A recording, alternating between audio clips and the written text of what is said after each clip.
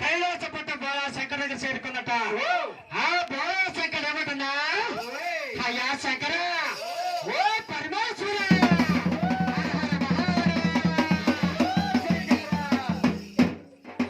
అయ్యా శంకర, నా కామజత హృదయ పెరిగిపోతలే, నా కామలు తెచ్చారన్నట. ఇప్పుడు బోళాశంకర్ అడగాలి. బోళాశంకర్ చాలా తెలివైన వాడు, ఆలోచించడట. అరే ముందుగా నా ఎనగల దగ్గరికి వెళ్ళింది. అవును, కామా తెచ్చినట్టే వాళ్ళిద్దరు కూడా బస్సులు చేసింది. ఇప్పుడు నేను కూడా కామా తెచ్చినట్టే నన్ను కూడా బస్సులు చేస్తుంది.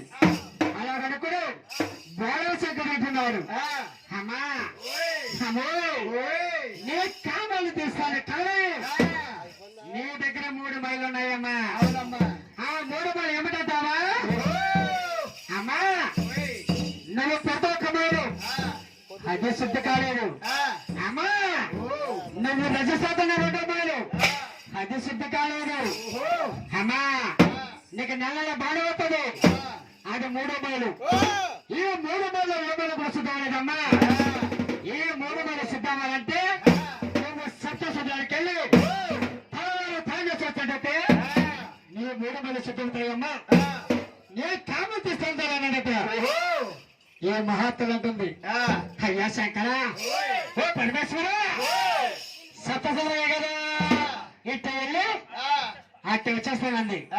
అమ్మా నువ్వు సప్తశుద్ధానికి ఇట్ట వెళ్ళి అట్ట వచ్చేస్తావు కానీ నీ కామాన్ని తెచ్చాలంటే నా శక్తి ఏమాత్రం కూడా సరిపోదు తల్లి. అందు కాబట్టి నీ శంకు చక్రాలు నాకు కావాలి. అవును, నీ అఖండ గతులు నాకు కావాలి, నీ గదస్సు నాకు కావాలి. అమ్మా నీ 3 తులతో నాకు కావాలన్నాడట బోళాశంకరుడు. ఎప్పటి శంకరుడు అడగాలి. ఈ మహాత్ముల ఆదిపరాశక్తి ఓటు మీద వయసులో కూడా తెచ్చి అది పరిపైన పెడుతుందట. అలాగా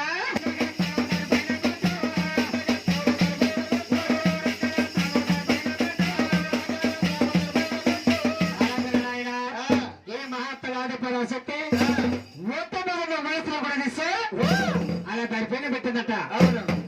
ఓటు మీద ఉల్లు పోగ కూడా లేకుండా ఈ మహాత్ముల ఆదిపరాశక్తి ఓటు మీద ఉల్లు పోగ కూడా లేకుండా సత్యదేవ తానే చెప్తుందట. ఎలాగా